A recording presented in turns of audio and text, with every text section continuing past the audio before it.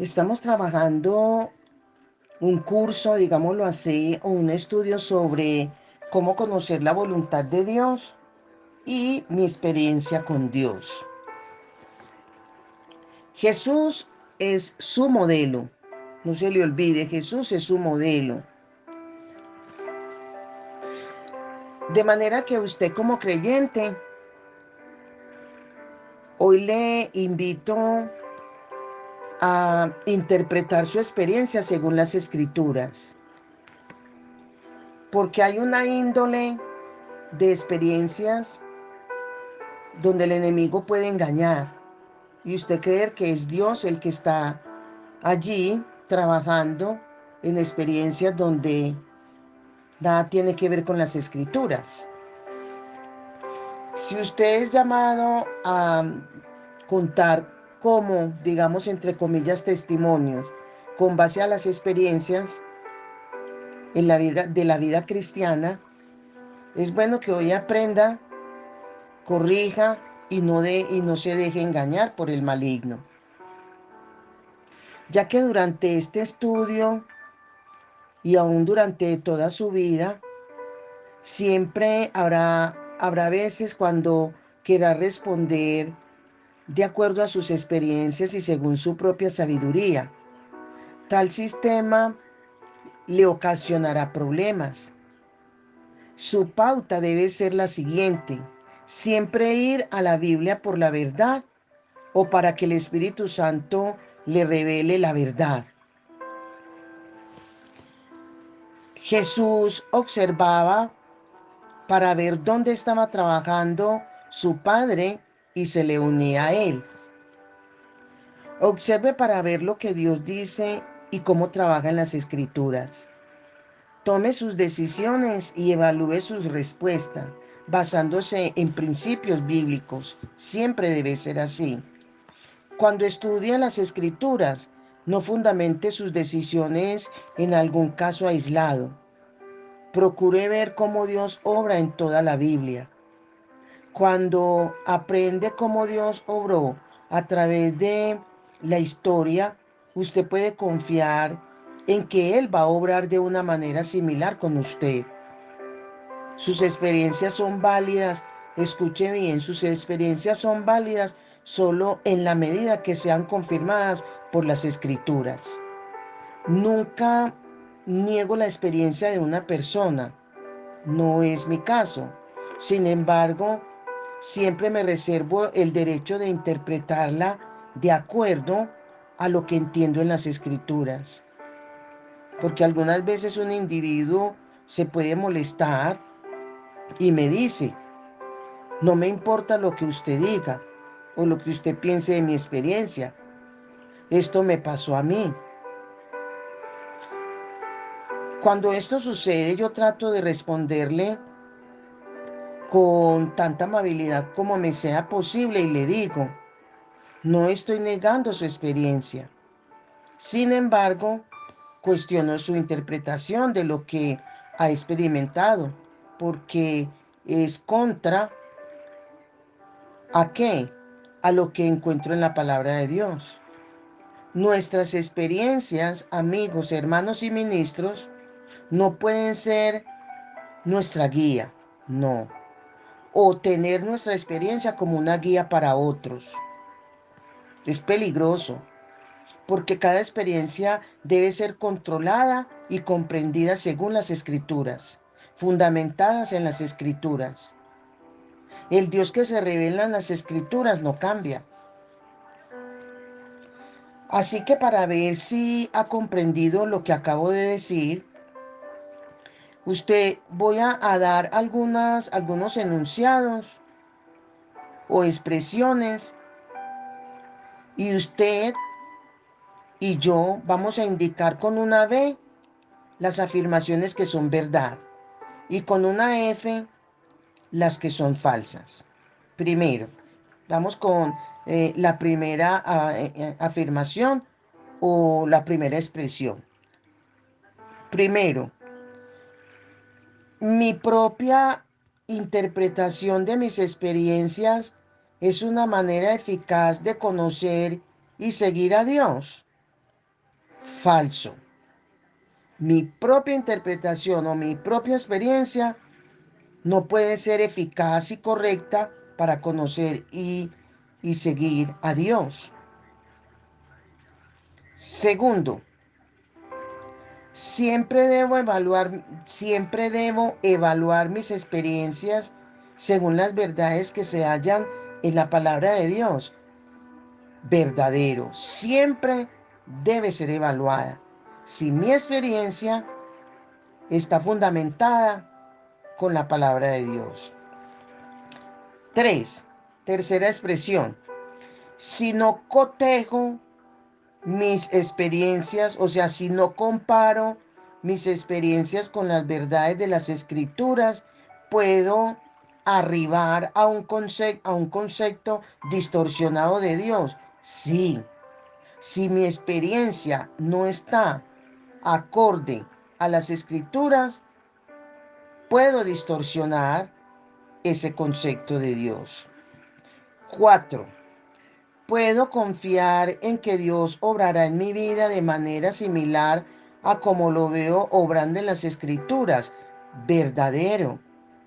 Dios obra en mi vida similar a como obró con otros en las escrituras. Entonces aquí tenemos 5 expresiones, donde 3 son verdaderos y una es falsa. Sus experiencias, amigos, hermanos y ministros, siempre deben ser interpretadas a la luz de las escrituras. No se le olvide. La experiencia por sí sola no es una guía confiable. Además, usted debe ser cauto para no aislar una experiencia de su contexto en la Biblia. Debe procurar ver cómo obra Dios en las escrituras como con todos. Nunca se equivocará si bajo la instrucción del Espíritu Santo usted deja que la Biblia sea su guía. Si la guía es el Espíritu Santo, fundamentada en la palabra, usted nunca se va a equivocar. La Biblia es su guía para las experiencias, para la sabiduría, para hablar la verdad, para enseñar, para el servicio ministerial. Los creyentes están cada vez más desorientados en cuanto a la Biblia como guía de fe y práctica. Debido a esto se vuelven a soluciones, programas y métodos mundanos que parecen ser la respuesta a los problemas espirituales. Personalmente uso la palabra de Dios como guía para todos los estudios, porque es que así debe ser, porque eso hace que usted aprenda, eso hace que usted esté seguro de lo que se le está enseñando, porque es bibliocéntrico. Algunas personas me dicen, hermano, eso no es práctico. Quieren que me alejen ellos quieren, en otras palabras, cuando me dicen, no, es que eso no es práctico, donde usted todo es Biblia, Biblia, Biblia. ¿Por qué? Porque es que quieren que me aleje de la Biblia y que descanse en los métodos del mundo o en mi propia experiencia personal. Y ustedes ven que en los estudios muy poco hablo de mi experiencia personal. Mi experiencia es algo, valga la redundancia, personal. Y eso no me puede ayudar mucho para guiar a otros. No, en ningún momento me va a ser de edificación en el sentido de que esté por encima mi experiencia y luego la palabra, no. O lo que Dios muestra que ha hecho con otros. Yo no puedo colocar mis temas, colocar mis experiencias por encima o dentro de lo esencial en mis enseñanzas, no, Las enseñanzas deben ser bibliocéntricas, porque es como discípulo, como discípula de Cristo, yo no puedo abandonar la dirección que encuentro en la Biblia. La Biblia es mi guía de fe y práctica. La Biblia debe ser tu guía de fe y de práctica, porque eso da confiabilidad, da crecimiento, da edificación. ¿A quién? A aquellos contactos o personas que escuchan estos estudios. Hay una pregunta. ¿Cómo puede usted hacer de la Biblia su guía?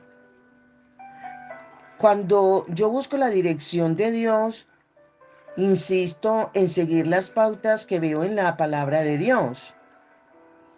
El estudio de ayer es un ejemplo.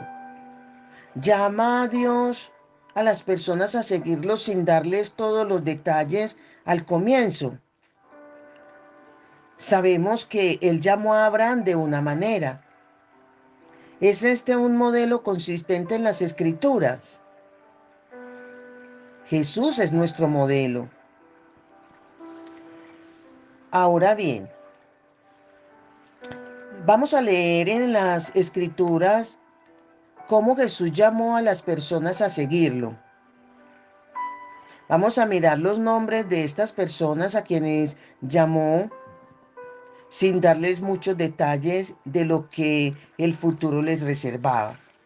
Por tanto, les invito a que miremos ahí en Mateo capítulo 4, el versículo 18 al 20, cuando dice: andando Jesús junto al mar de Galilea, vio a dos hermanos, Simón, llamado Pedro, y Andrés, su hermano, que echaban la red en el mar porque eran pescadores.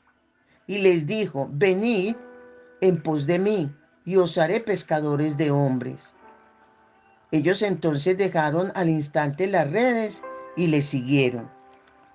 Aquí vemos el llamado que Jesús le hace a Simón y a Pedro.